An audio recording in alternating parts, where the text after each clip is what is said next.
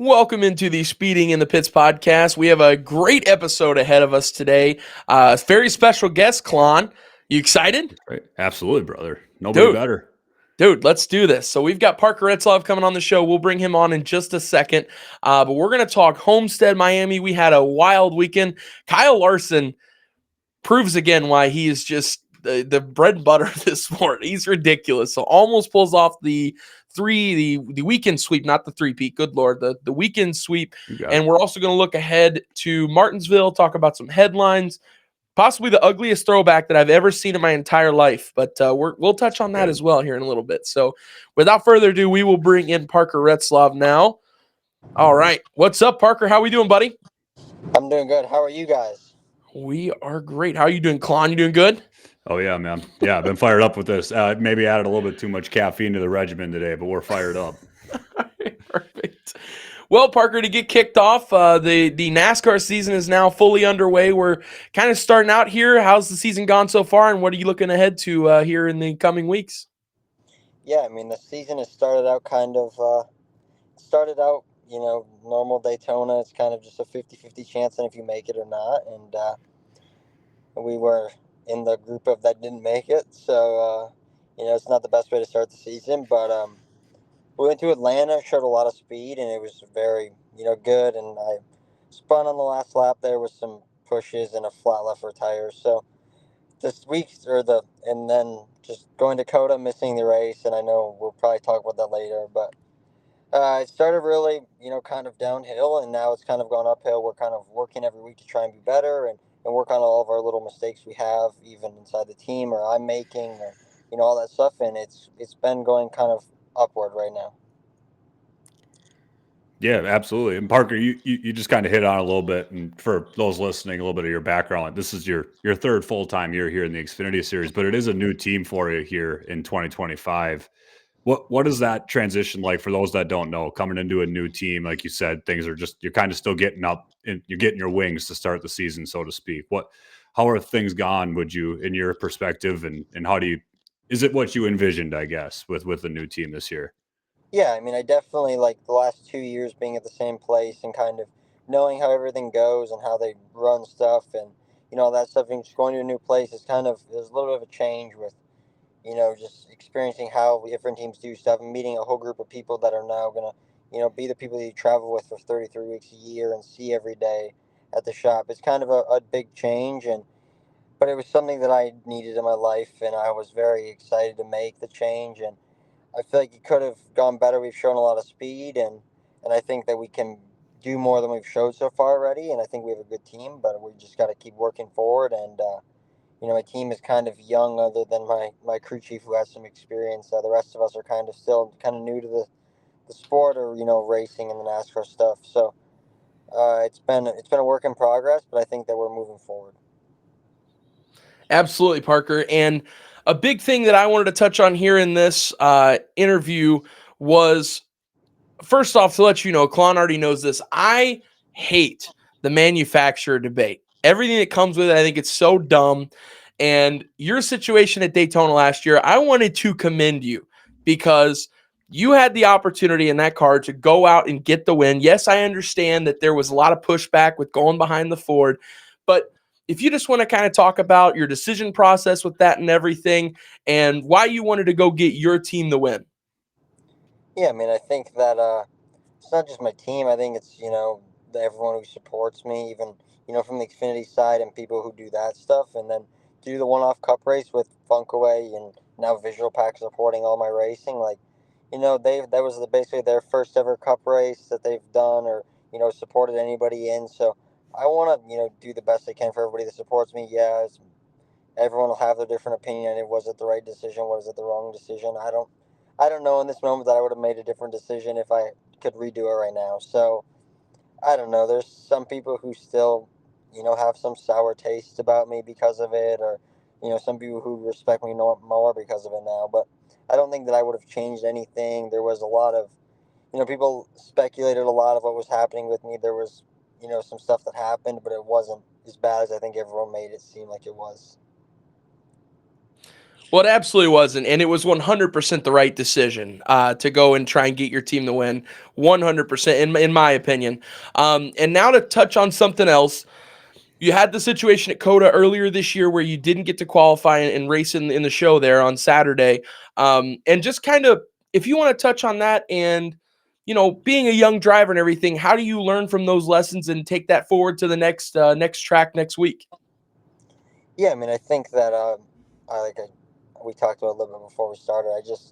I came into the weekend never thinking that I could miss the race or I would ever be in that position, and we just had a couple of things that just went wrong or just got overlooked with, like I said, just a younger team of not having to work under that pressure and all that stuff. A couple things that got overlooked that kind of turned into little snowballs that just kept getting bigger and bigger as the time went on. So I think that truly we were a little bit just behind on trying to get cars ready to go to the racetrack, and it kind of just that's the reason that we missed the race. I don't think truly if everything would have been put together correctly and we didn't have the issues during practice, I don't think that we would have been anywhere close to missing the race if we didn't have issues. So it's definitely a humbling experience to go there and expect a race and then watch it from the stands during the them to do all the stuff that you kind of just take for granted that you're going to do when you show up there.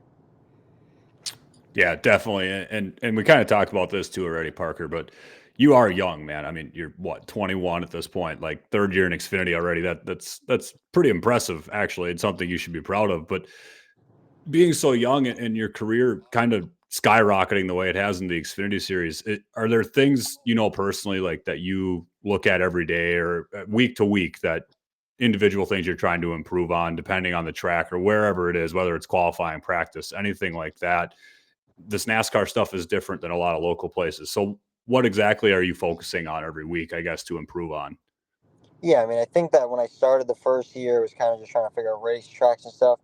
And now, like, truly, like, the biggest thing I've had to try and figure out is, like, when you get to these places and, we only have the 20-minute practice and you got a quick turnaround to qualifying, like, my biggest thing has been just trying to just be very assertive on getting out for practice and, like, you know, running a quick lap to figure out where our balance is very fast. And that's the biggest thing with like these 20-minute practices. You got to do everything like very quickly. There's not a lot of time to make changes like there used to be with just hours of practice. Like you got to be able to explain what you need very quickly and just as little things as get in and out of pit road very quickly and not be holding all that stuff up because even losing 30 seconds each time pulling on pit road or off pit road is at some of these places is 3 laps of more practice you could have had if you were just done everything a little bit quicker. So I think that's been my biggest thing that just learning over these 3 years is like just to try and not be fast on the racetrack, but like everything you do needs to be to trying to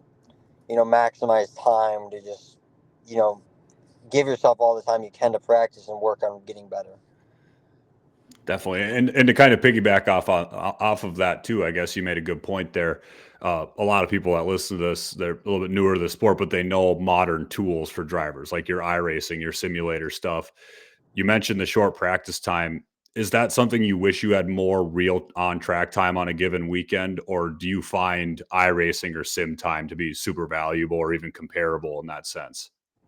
Yeah, I mean, I think that if you can I think the iRacing stuff for visual stuff is very good, and I think that you can learn a lot of racecraft and restart stuff and pit road stuff from iRacing. And I think the simulators, like the Chevy Sim and all that stuff, I think can be very beneficial if it's set up correctly and you have engineers and people that know how to run it and do it correctly. I think that the sim stuff can be very beneficial, and I was lucky enough for the last 2 years to have around 3 hours a week of sim and wherever we were going. So I think it can help you, but there's also, like I said, you got to have it set up correctly, and I think that you can lead yourself down a bad path if it's not the right people doing it. Absolutely. And a big question I wanted to talk to you about and ask you about was the difference between the next gen and Xfinity car. You've got to drive both of them. And in the previous weeks, we had some testing done on the cars, and we found out that the Xfinity car is actually a little faster than the Cup Series car. And in a lot of fans' perspective, the racing in the Xfinity level is far better than the next gen car. Kind of, you've got to drive both of those. What's your opinion on those two things?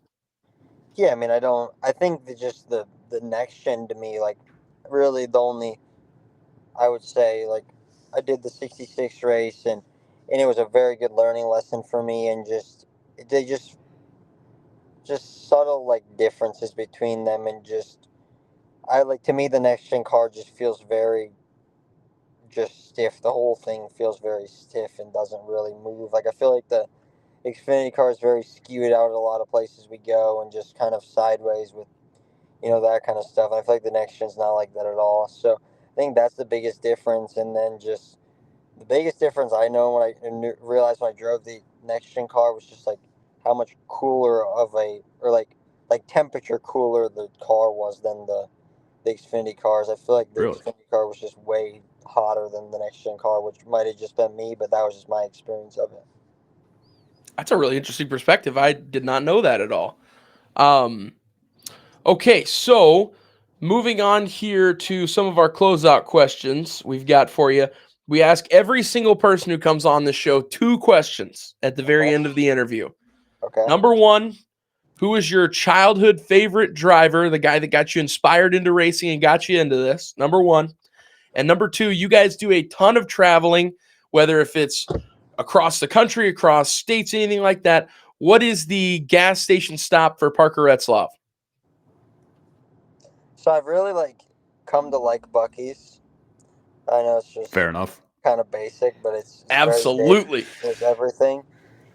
And this might be people disagree with me, but my favorite driver is Larson, and I think he's the greatest of all time. So he's your GOAT already. Yeah, he's the GOAT.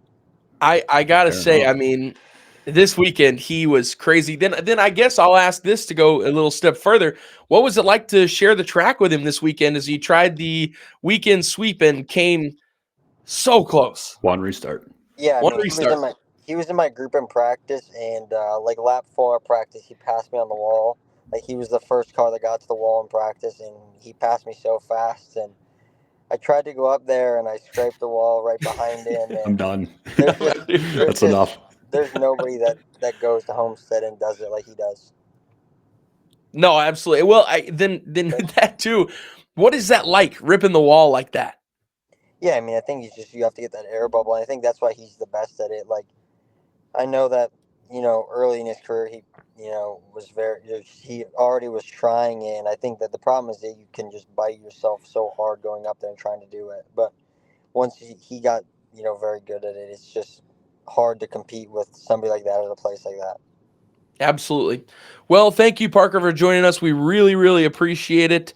Best of luck for the rest of the season, bud. Thank you, guys. Absolutely. All right. We'll take Parker off there. Come back to full screen. Okay. Great interview. Guy's a stud. We're getting better at that. I'm telling you what. We are getting better at the back and forth. Even just legit making sure the mics work and getting people in and out of here. The very simple things that you wouldn't imagine are difficult. You're you're nailing it. Thank God I'm not in charge of any of that anymore. Do you like the camera switches? I tried doing the, put him big when he's talking, bring us back when we're asking a question. Catching me up. I kept looking over at my other screen for my notes, and I'd see something switch. I'm like, did he leave? Like, what happened? Like, where'd he go? But no, he's right there. But no, we're good. We're good. Yeah, no, it was fun. Well, a great weekend at Homestead, as Parker said. We talked about Larson a little bit, but we'll expand on it here. Larson, just a weekend of weekends for him. I mean, holy cow. Should have had the 3-peat. Absolutely should. Yeah. And it's funny because of the 3 races he ran, the one that he dominated the most, in my opinion, was the one that he didn't win. Yeah, no, 100%. 100% it was. I'm kind of tripping over my words, but to be fair, he kind of crushed the truck race too. It's just that I shouldn't say crushed. No, you're right. No, I think about it. I'm thinking of his drive through the field, the closing laps of the truck race, but he didn't exactly lead a lot of laps in either. So I was nuts. And Heim's truck dying really did kind of save him. So yeah, dude, that was crazy too. Your truck, it's probably pretty tough to race when your truck is shutting down on the back stretch while you're trying to drive. Good Lord. It's just, but yeah, no, I mean, so close to the weekend sweep. So close. I really thought there for a second, I was like, wow, dude, we actually might see it. He's just got to win on Sunday, which obviously is the most challenging part of it, but he ended up winning on Sunday. So it's like, then as those laps ticked down and Bowman hit the wall and he passed him, I was just like, dude, I was so disappointed. I was like, we would have had a weekend sweep.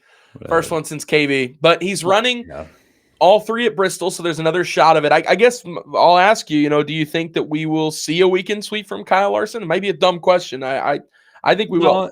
I don't. Eventually, I think Homestead's the place where he wants to do it, to be honest with you. I mean, that just makes the most sense. I understand him trying it at Bristol, kind of following in the steps of Kyle, with Kyle Busch's, the most recent one to do it. But I mean, he's got a shot at Bristol. I think he's okay there. But when I think of a track, like Homestead was the one, man, he just kills there. Like what prime Kyle Busch was. I call him prime. He's still in his prime. But what young Kyle Busch was doing to Bristol 15 years ago, too, is what Kyle can do to Homestead. So I feel like that's the comparison. But I mean, obviously, he's got a shot every week. He's Kyle Larson. I mean, it doesn't matter what he's driving or what league or what car, and he's got it. He's gonna have a chance. He could drive lawnmowers and he'll make them go fast. It's just 100%. That simple. It's just that simple. Well, you talked about Kyle Busch there. We're going to get into him a little bit later with an announcement that he had. But man, the struggles for that 12 team continue. I mean, I absolutely 100% think that if they don't blow the engine, the 12 car wins on Sunday. I think so too. I mean, at this point, it's such a tough year for him because he's scored the most. I saw a stat. He scored the most stage points, I believe. He's been so good. He's been so good. I think every race besides, I mean, the 500's the 500. Every race, he's legit been arguably Phoenix too, but arguably the best car. If not the best, he's been top three. One of the top three best. Yeah, exactly. I mean, it's so hard to gauge your season. Kind of like Parker was just saying in the interview too, like it's so early, but you try not to live and die by all the, you have 2 positive weeks in a row or 2 just absolutely negative catastrophic weeks. Like the highs and lows so far are crazy, but his cars, Blaney's so fast, man. Like legit. Larson's up there too. Like you said, these top 3 guys, you could hand pick them, but Blaney has no reason to be discouraged, I don't think. He's got a ridiculous amount of speed, that's for sure. So hopefully those struggles cease to exist after this. Just keep the car from blowing up, I guess. I don't really know what to tell you. But and that's 2 in the last 3 weeks, too. That's alarming. I feel like Toyota was the car last year that had a lot of issues with blowing up, and they did. That's 2 really early in the season. It's like, well, it's just weird because it's not like unless they're doing things to the engine that other teams and stuff just haven't figured out, I guess, yet. But the Gibbs thing, when Toyotas were blowing up last year, they figured out they were kind of doing something wrong to the engines. They were setting them up kind of wrong. So it was almost a user error kind of thing, where this, I can't imagine at this point we're still seeing that, but I don't know. It might have just been a fluke. Hopefully for Ryan Blaney's sake, it's just a fluke. Yeah. Anyway. And then before we move on from Homestead, I wanted to ask you, because this was kind of a big topic of debate on Twitter that I saw, was no passing really at Homestead, at least not as much passing, which is something that we see a lot there. But is that a problem? Because it's still an entertaining race. We still got guys ripping the fence, and there was a lot of action. I feel like it was still a solid race. But I don't want to say no passing, is the limited passing, is that a problem? I don't think so. I think that was a pretty run-of-the-mill mile and a half, like a good mile and a half race. I mean that in a good way, to be honest. Like that's what you're going to see most of the time. I think we, as a fan base, the last 15 years, we talked about this last week, I know too, but we just kind of fall in love with this. Oh, they're racing so close together in a pack, or like so-and-so's going from 20th to first. Like, a lot of that stuff doesn't happen every week. Like, you're looking for a guy to hit 3 home runs in a baseball game every night. Like that doesn't happen, That doesn't make a race bad either. That doesn't happen. So I think it was good. I saw the same thing you did on Twitter, that a lot of people were up in arms. Oh, this is boring. Oh, this is where the championship's going, yada, yada. Like, I think it was a good race. Now, again, what the direction you could go is if you didn't like how the next gen drives at these tracks. That's a whole other conversation that we don't need to get into again. But no, overall, like if you didn't like that, you're not going to like 50% of the races on the schedule, because they're 1.5 miles and they look kind of like that. So that's just racing. Like, that was good. It was quality. You had comers and goers. You had a battle for the lead late. Like, not a lot of cautions with restarts interfering the outcome. Like, it was good. I don't know. That's what racing is. That's what stock car racing's been. It was a really clean race through and through. I think that was the part that I was kind of like, wow. Like, I realized as we were in stage 3, I was like, man, we have really just not had a lot of cautions at all today. I mean, no, it's kind of refreshing, to be honest with you. Yeah. Like, I've the last few years even, but particularly like the last 24 months, 20 months, I feel like in NASCAR, you can't go a race without seeing a caution with 10, 15 to go, 5 to go. Like, seeing these races play out, seeing green flag pit stops, seeing strategy, how guys were pitting early, how guys were splitting the stage in half. Like, that's a lot of the interesting part of racing when you really get into the nuts and bolts of it and you're studying the strategy and what guys are doing and who's faster on the long run, short run. Like, if all you want to do is keep re-racking the cars after 10 laps, you're going to miss all that stuff. And that, when you finally get into it as a fan, that's what makes it interesting, is seeing those long green flag runs. So that's the bread and butter right there. And that's an ideal race in my opinion. So I loved it. Absolutely. And one last thing to touch on for Homestead. I forgot this part. Cold start for Chase Elliott this year. I mean, whew. And it's like, I don't know. I feel like every week it's just where like we were 2 months ago. Yeah, not even 2 months ago. Right. Dude won the Clash. You just about put him in a 12 win season in the championship. Maybe there's something to it. Maybe the winning the Clash, maybe the Clash curse is real. Maybe.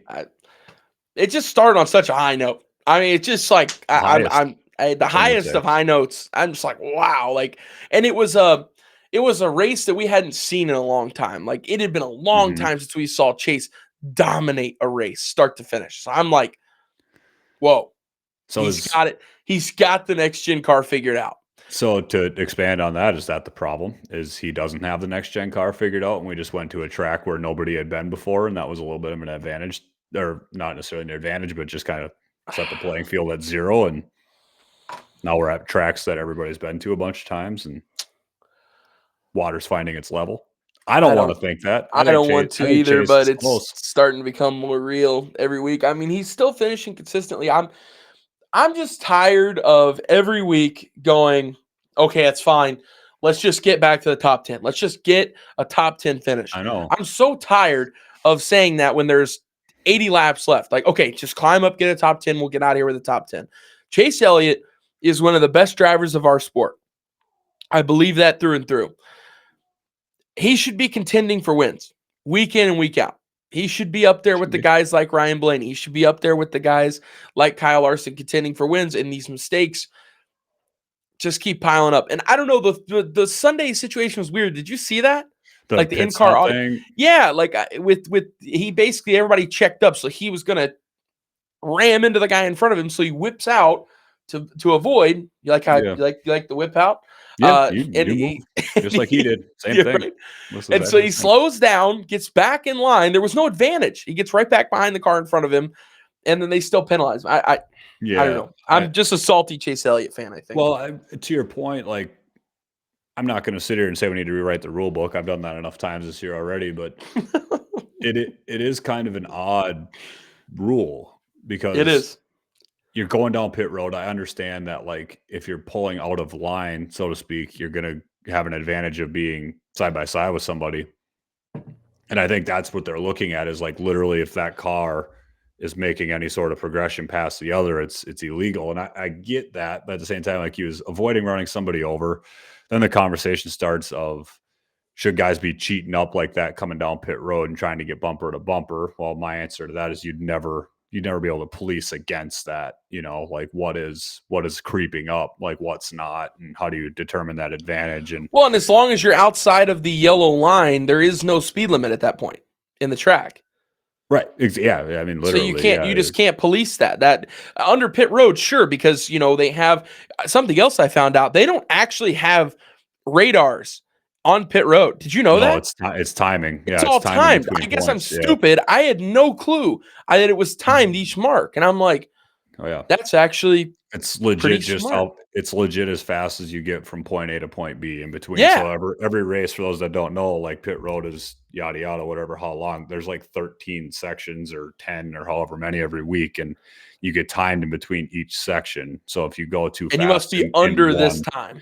yeah, literally, like you just can't cross these two lines in X amount of seconds, whatever it is. And if you Right. do that, NASCAR knows you're going too fast, kind of thing. Like, But yeah, so we have that on pit road where like before the yellow line, that's still like obviously it's not racing surface, but it's not pit road. The speed limit is not technically in the racing surface. Nobody it races is. down there, but it is. Yeah. Yeah, it still is. So that would be extremely hard to police up to say like, oh well, maybe they move the line back or something, and like, but then it's going to happen at the end of that line. Like It it's wouldn't just help. Yeah, there's no way you can stop that. no, you can't, because like as long as racing lives, where pit stops aren't mandatory. You're going to have certain guys stay out when you get in the line and caution comes out. You're going to have certain guys stay out and skip pit road, whether they're laps down in a wreck or whatever, limping the car around. You're going to have guys stay out and others pit, and that's where you're going to have that separation. Where Chase is just trying to close up a gap that happens naturally, which again you can't stop that, and there's no policing what Chase did, and I think it's fine that he did it, but it's just very unfortunate circumstances because, yeah, you can't technically. Yeah, the being side by side thing would be a disaster if they let that go. So I understand why it's a penalty, but I also like I just Chase muted did. myself and said something. I accidentally hit the mute button. I said, dude, can you imagine like a guy on the outside needs to get to his, like, let's say Oh, Carson Hocevar is on the outside you'd and well, needs you to get just his pit box on the inside. yeah, you just have dudes like 5 wide coming down pit road trying to pass each other. Like that wouldn't work. Like I understand Racing why. on pit road. Yeah, legit, and yeah, I understand why that's a rule, but yeah, That it's would be hard because like chaos. then Chase did back off and never ended up passing him. So like, why was the penalty upheld? But I mean, you still kind of have to police it in the sense that you didn't want Chase to be side by side anyway. Because if Cindric's pit box was the first one, he literally wouldn't have made it, kind of thing. But then isn't that Cindric's fault for not? Yeah, God, it's just I don't know. Call it one way or the other, It's, and then stick by it. I guess is my thought. I talked myself in a pretzel there, but well, moving on to another Chase Elliott topic here. boy, I'll let you take the floor on this one. You were the one who had the original opinion, yeah. and I'm behind you 100%. But you were the passionate one on this one, so you take this Well, one. it's geez. I mean, if you have eyes, you're passionate about it. It's brutal. So speaking of Chase Elliott, nothing he did wrong here. This is not his say, but throwback weekend's coming up here with Darlington this spring, as usual. In NASCAR, they've started doing throwback weekend in the spring, not in the fall. So just for those of you new to the sport, that's what's coming up here in a couple weeks. But drivers have started announcing their throwback schemes and like who they're mimicking and what paint scheme it is and all this. And Chase Elliott and the 9 team announced theirs today with UniFast, whatever that sponsor is. UniFirst. UniFirst. It is the worst throwback scheme ever done in the history of NASCAR throwback weekend. So It is pretty bad. it's an attempt at a Ken Schrader throwback from the 90s, and it's not even the same colors. So I don't quite know how they got there because it's not the same. But It's tough. there's really not much to say other than go see it for yourself on the internet if you're interested. It's all over social media for all the wrong reasons at this point, but it is horrible. It's legit. Probably it wouldn't be that bad of a paint scheme by itself, but the fact that you said it's a throwback and we're copying a different one, and then the copy looks nothing like the original, like, maybe they're colorblind, I guess, but I don't really know how else that would have happened because it's not the same. And it really does kind of ruin let's just stop doing throwbacks if we're just literally not going to copy them. We're not Like, trying. like me, Well, it me sucks doing too because like the Hendrick cars throwbacks last year were insane. awesome. They were great. Yeah. The Terry Labonte, Kyle Larson throwback was, Perfect. in my opinion, I think it's the greatest throwback of all time. That was just it's up there. astonishing car. And then like even if you want to just single out the 9 team here, like over the last couple of years, Dale Jr.'s National Guard car last week, blah.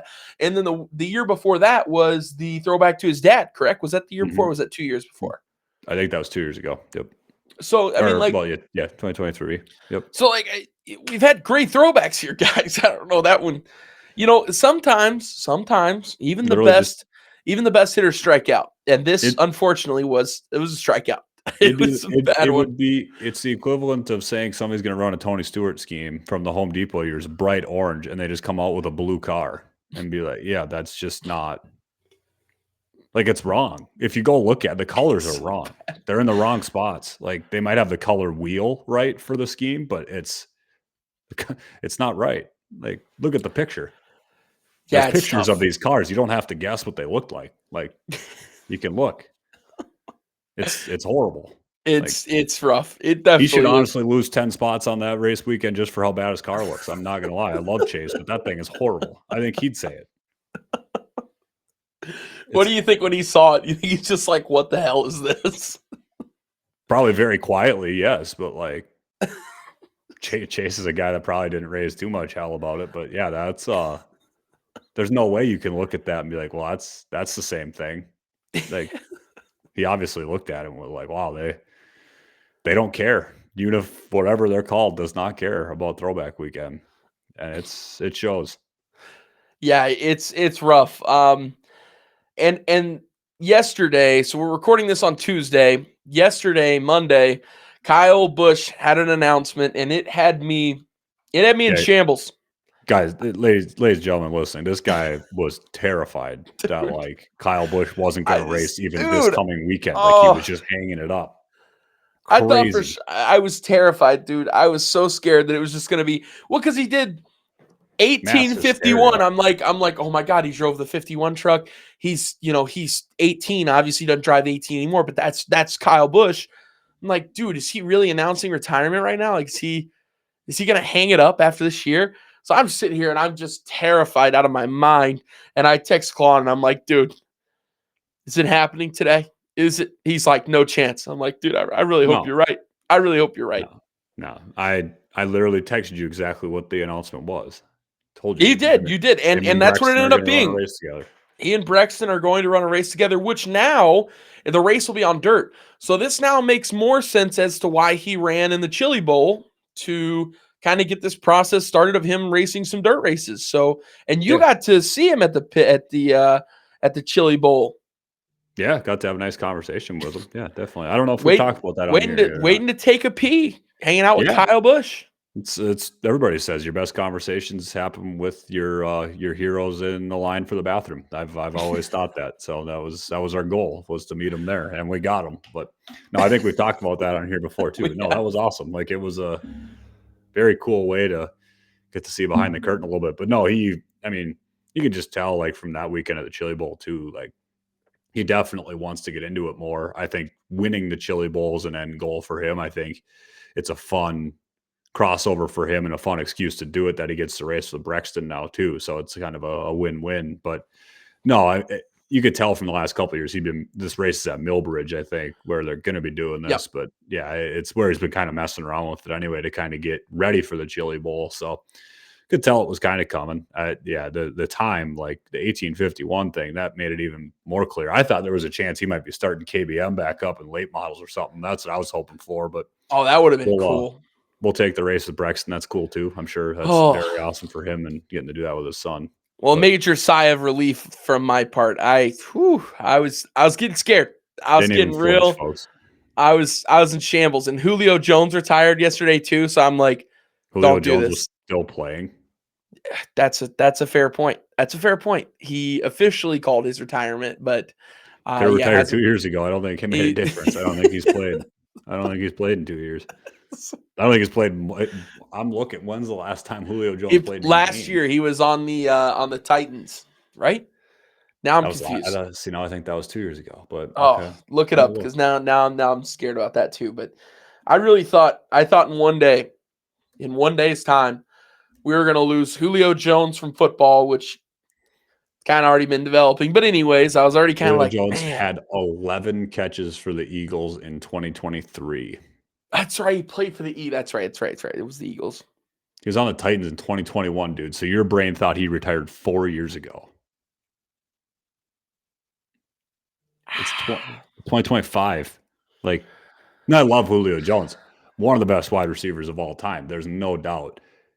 He hasn't done much here in a few years. Like It's him been a while. retiring and not rattling you, like.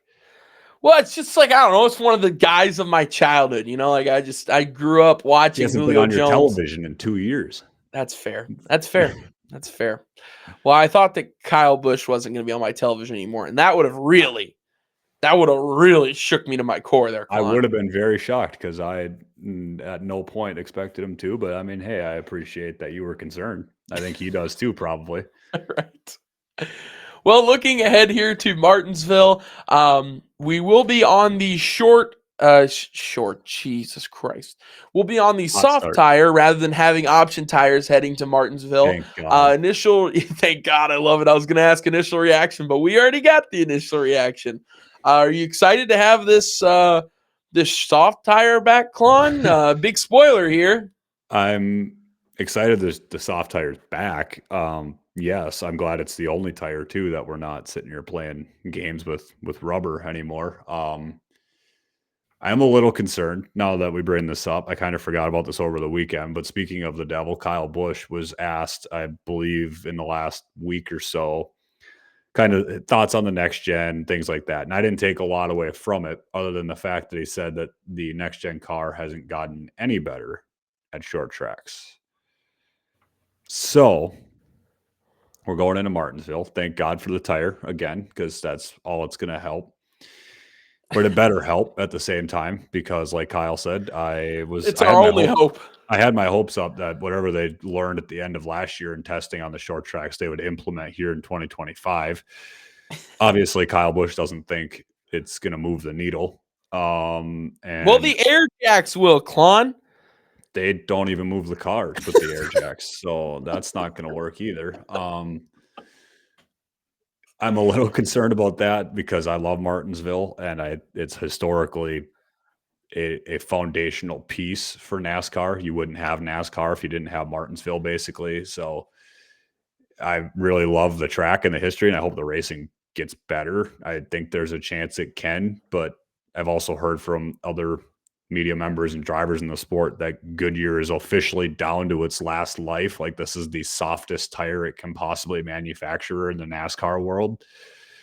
So if it's not very good, they can't do anything about it. This is what we get. So yeah, I'm a little nervous for this weekend all of a sudden. Now that we brought this up, I feel like this happens every episode. Softest tire they can create. That's what so are we going to have like cords like we did at the spring race for Bristol last year? We can hope. But unfortunately, that being kind of a circus and crapshoot, which I shouldn't say crapshoot because, I mean, the guys that saved their tires the best did benefit. But the late model guys, being a little bit of the circus it was, all of a sudden that might either be the new norm or a disaster. So would it surprise you at all if Goodyear brings their softest tire they can possibly make, Clon? We've heard these guarantees before. This is no new guarantee. We've heard these guarantees of just things that Goodyear has promised.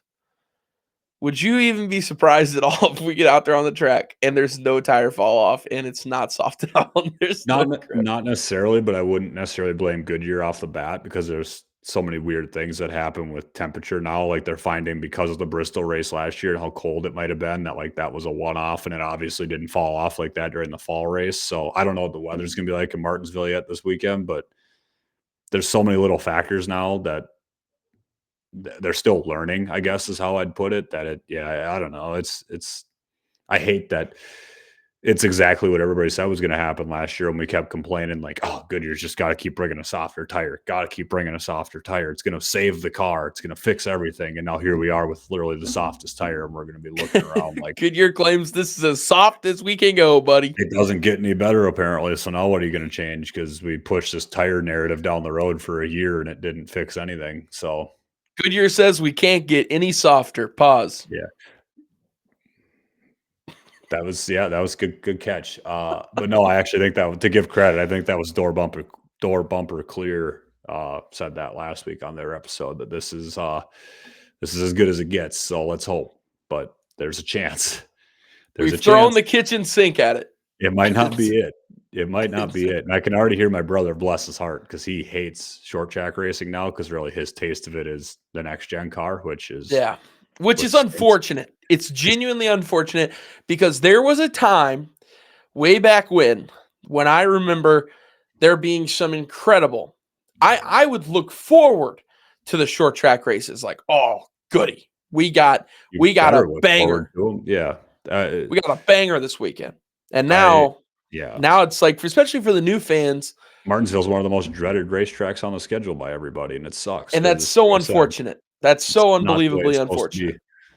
No, it's not. It's absolutely not. Currently at the moment, Vegas odds, RB opens up as the favorite for this weekend. We've seen how these last couple of races have gone. So, wheels are going to literally fall off the thing this weekend. I don't know what's going to. Something's got to happen. Roof's going to fly away. Can RB win it this weekend? I think he's the best driver. Well, and this isn't rocket science. I mean, if the tire's not crumbling at the seams or something unforeseen, I think he's the best driver in the sport at Martinsville right now in the next gen, or a combination of things. The 12 teams got it dialed in, and he's great. But yeah, if the wheels stay on and the engine stays together, there's no reason he shouldn't be a favorite. And I think he's got a great chance. Dude, if we saw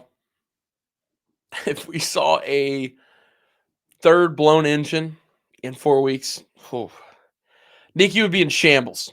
Absolute shambles. Buddy, I try to abstain from having a favorite driver, but even I at this point would kind of lose it a little bit, because my goodness, you can't buy worse luck. She was just like, it was racing so good. He was great all day, dominating. And then we come back from that mamby-pamby regular Fox commercial break, and we come back, and it's just like, boom, engine blows as soon as we come back. Yep, and Nikki was like, no. Like, oh, God. She's on the verge of tears. I'm like, oh, dude, this is tough. Absolutely tough. But so hopefully a better weekend ahead for RB. And usually I ask you first who's going to win it, but you've been taking my guy in the last couple of weeks. So this week, I'm putting my foot down. I'm saying my driver first. Okay. My winner this weekend. I'm not going to be shocked by this one. This weekend, Mr. Chase. No, I'm just kidding. That's what I thought you were going to do. All right. Fair enough. I respect that now. No, I'm not. As much as, man, I hope I'm wrong. If it was Chase, you're going to have a cheesy guy on the show next week.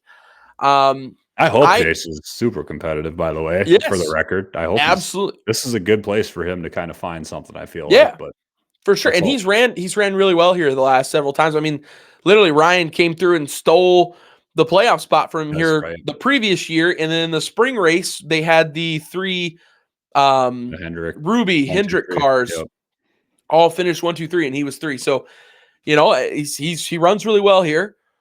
I'd love to see it, but unfortunately I'm going with a different Hendrick driver who, while it may not look like it in a lot of ways, he's had some struggles here and there, and he had a fit this weekend on the radio. We'll talk about that coming up here in a second.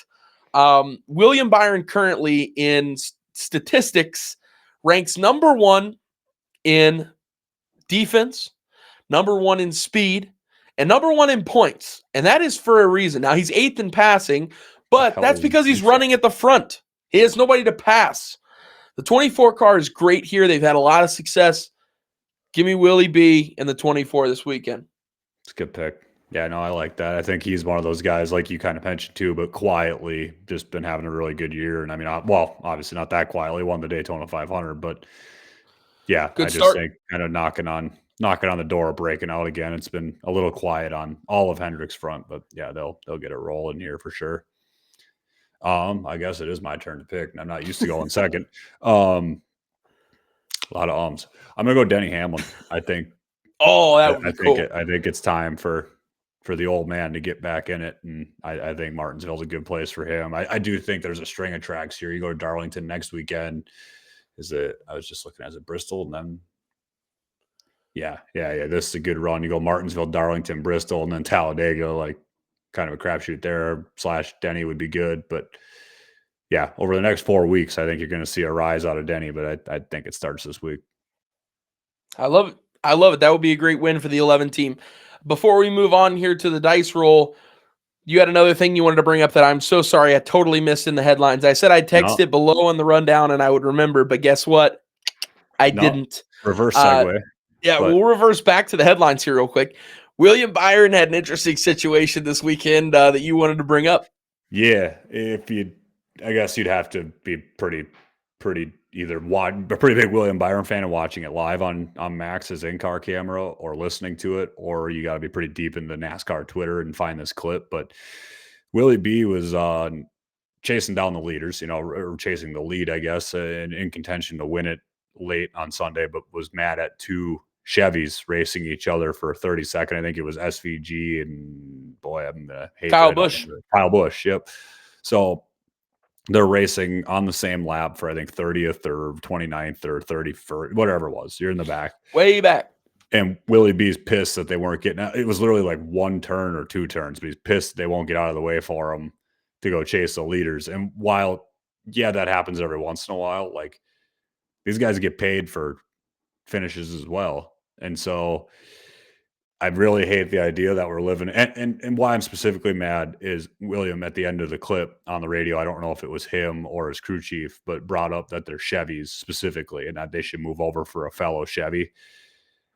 Oh man, this just ties into the racing etiquette thing and all the young guys getting rushed up too early to the Cup Series stuff that we talk about all the time. And like, yeah, should they have maybe moved over for the fact that, a guy that was in second or third at the time, I can't remember, was chasing the leaders, I think second. Like, yeah, I get it. They maybe could have, but expecting just manufacturer alliance, and like we asked Parker about that a little bit too, and he's exactly dead right for doing what he did in Daytona last year and kind of neglecting that manufacturer alliance stuff. You shouldn't always just have to be like, oh, here comes a Chevy, let me get out of the way, or let me push him if he's in front of me, keep going faster. Like, I just you got to be a little bit selfish as a race car driver, or at least I want the ideal race car drivers to be. And these guys are getting paid, like I said, for finishing where they do. Absolutely ridiculous that William Byron should just expect them to bow out of the way. Like, yeah, they could give them a little bit more room or handle it maybe a little bit better, but they eventually did after a turn anyway. It's maybe a little bit late. Big deal. Like, I just hate the manufacturer alliance thing. Like, quit having that expectation. It is absolutely preposterous. It's stupid. Stupid. Look back at what Parker did in Daytona. I love that we had him on this episode. It's fitting. What he did, the closing laps of the Daytona summer race last year was handled perfectly as a driver. That's exactly how he should have done it. The fact that he didn't even kind of hit on it there, the fact that obviously there was some consequence from Chevy probably saying something about it, like ridiculous. Absolutely Whatever. ridiculous. It drives me crazy. It drives me crazy. You're driving in the 62 car, which, like I've said a million times on this podcast, I don't know if we've ever even had a 62 car get a win. We're at the end of a race where everyone has wrecked out, and you've got a shot to go get your team a Cup Series win in a fill-in ride. At Daytona. At a Daytona. Every guy out there dreamt of as a kid winning a race. Like, go get it, buddy. Go get it. And he did it. I mean, obviously it didn't work out for him to win it, but he handled it exactly how he should have. And I don't think there wasn't a single driver out in the field that would disagree with him. It's everybody else outside wearing a collared shirt and dress pants that had something to say about it. That's really what bothers me. But yeah, it's unfortunate that it's that big of a conversation. Like we talked about a couple times when we were kids, that wasn't a thing. Like that never really got talked about besides Daytona and Talladega and helping each other throughout the day, not even necessarily like all day. Right. And it was helping each other throughout the race. But again, when you're down to the final couple laps of the race, what? I take that back. That early 2000s, that wasn't even a thing. That didn't have, like, maybe teammates. So like Gibbs cars would help each other, or Hendrick maybe, but that still didn't happen all the time either. Like, that's so much more selfish. It was every man for themselves. That was the point I was trying to make. Like, sure, maybe they would help each other a little throughout the race in drafting. If you've got a fellow Chevy there, sure, you'd probably draft with him a little bit. But at the end of the race, when you get down to the final couple laps, it's every man for themselves. And in this situation, I've got no problem with it because it's not like they were side by side, double wide blocking across the track. They were just racing. And Right. Byron got around him. They didn't bump him. They didn't touch him. They didn't anything. He drove around him. I don't know what the big problem is. Why do we have a problem with racers racing? What? Yeah. We've It's seemed in to the have lost name. sight of that, I'm afraid. And it's a lot coming from Willie B, the guy that severely benefited to make the Final Four at Martinsville last year because of he all was this race manipulation we've seen in the last 10 years since like 2012 or whatever that was with Boyer. Like, he was so cool. That was 2015 with a Chevy double wide block at Martinsville last fall. Yeah, and played it off like, no, that didn't happen. But like, denied it. This Katie bar the door. I mean, holy cow! What in the world? Two Chevys blocking the road. That sounds kind of familiar. Yeah. Where did that come from? Yeah, it's ridiculous. I don't know, man. Crazy. Like, it's dumb. I don't know. Whatever. Till that stops, that'll drive me nuts every single time. But I hate it so much. Especially when he's the guy that just gets under my skin. Now I'm thinking of Martinsville from last year. We're going to Martinsville this weekend. Oh boy. Yeah. All right. Well, sweet. Are you ready?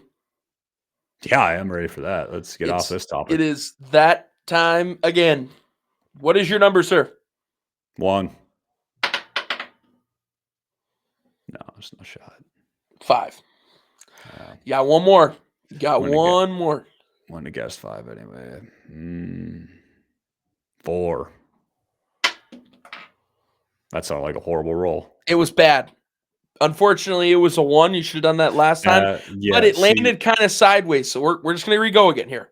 Oh. We'll re-go. Because like, I hate that I need a camera to show you guys the dice roll here. But I got a lot of stuff on my desk, and it landed kind of on the side of my mouth. My mouth. You can hear it? Okay. Here, ready? If it doesn't roll on the same surface the whole time, it might be a bad roll. But yeah. Here we go. Let's go 4 again. Go 4 again. 6. Didn't even come close tonight. Like, tough. The definition of being bad. I was real bad. That's tough. Unfortunate. We're on a bad roll again here, Clon. We gotta turn the tides here a little. Yeah, well, for the integrity of the game, I'm trying not to guess the same number in repeat instances. That would not be boring if you just guessed 3 every single time. Yeah. So I'm trying to switch it up, but it makes it, to be fair for you all listening and watching, it makes it harder when I'm switching the number up. It's statistically lowering my chance of getting it, but whatever. It's for the greater good of the people. Well, maybe. I should have paid more attention to statistics class to know exactly how I would crack this code here. I wasn't even smart enough to get into statistics class, so you're already ahead of me there. Obviously, it wasn't worth it. You had statistics class in high school? That might not have. I don't know. No, I don't think so. That might not have been high school. That might have been college. Well, you're the one who took it when I didn't like math, dude. I'm a history major. Oh, I wasn't here for. I didn't know you were a history major. That's pretty cool. I mean, to teach it with education, so like teaching history, social studies. I guess geography was another emphasis too, but social studies as a whole. But yeah, we were all. What's your favorite part of geography? Favorite part of geography? I had a class in I think it was my second half of college, my closer to graduation stuff. So like more how you teach it, where you just had to draw maps by memory. Like it get them like the maps we were making were crazy, very, very intricate. So I guess like map making. Well, there's also cultural geography too, which is super interesting too, but don't want to bother people with that. But like kind of the sociology of how culture is transferred throughout the world and people became people and that whole thing too was fun. So technically, if you're in the weeds of geography, that's where I'd go. But map making's sweet for an easy answer. So you used to have to you draw your own map of the country? Legit, it was a British Isles geography class. So it was just Great Britain and the surrounding islands, for those that don't know. I didn't even know that Great Britain had islands. Well, it's technically the Isles, British Isles. It's not Great Britain, but that's that's an individual country and a pack of islands, yada, yada, yada. Whoops. Yeah, well, yeah, in the weeds. But yeah, you'd have to take an 8x11 sheet of paper, border, hand draw all of the islands, which look at them sometime on a detailed map. They're not they're not like perfect circles. There's inlets and What the are they? whole What are thing, they and called? peninsulas, the British Look it up Isles. quick. British Isles. Yep. It's not British exactly a straight line. You're not sitting there with a ruler. So you had to draw that from memory, get all the like big you had to do topographics sometimes too. So you're doing elevations, and then you had to do like bodies of water That's another got week, and then you had to do British like cities Virgin and Islands. roads. That And can't be right. no, it's literally just the British. Search British Isles. That That's should what I get you. did. That came up wrong. Then Google doesn't even know what they're doing. Here you go. Right. The archipelago in Europe. I don't even know how to show you, but Grimsay, is that what it is? dude, what are you talking about? It's the I British don't even Isles. know. Can I share my screen? Is this a Zoom? Yeah, you're able to share your screen here at the Okay. at the bottom of your screen. Yeah, You should see. I see it. Press H. I Sorry, guys, see we're it. going way off the rails. If here. you're still listening or Yes. watching, you might learn something here, but watch this. Hold on. Simple Google search here. It's really not hard. What are these things called? Images. I don't know how to make this any bigger. You had to draw that? Yeah, dude. How accurate did that have to be? I mean, if you were freehanding it, as long as you just got like these peninsulas, they didn't have to be detailed correctly, but as long as you got like that shape and then this island and it got close, when we had to trace them, it was even hard to trace because like you get way down here off the coast. I think this is boy, flex your muscles. It's this Ireland right here, but like in here, it's brutal. Scotland's tough too because like up in this, like yeah, it's brutal. All right, next episode, Clon is going to attempt to draw the British Isles. On the episode. Yeah, you guys could see it like that. All right, sweet. That was a cool little. I've never shared the screen before. Yeah, there we go. That's a nice little tool we have in the tool bag now. Yeah, no, we'll use that more. We'll use that more from now on. Well, look, it was a benefit that we did that. It was a very big benefit. Great episode today. Parker Retzlaff came on the show. That's always big. Had a Xfinity Series driver on, and talked about Homestead. Talked about Martinsville. Next week we will come back and talk about Martinsville recap, and we will look ahead to Darlington. See if there's any worse throwbacks. It's gonna be tough. I don't think there's possible to get a worse one. It's gonna be tough to beat. That's up there. There's a question for you. Will there be a worse one by next week at this time?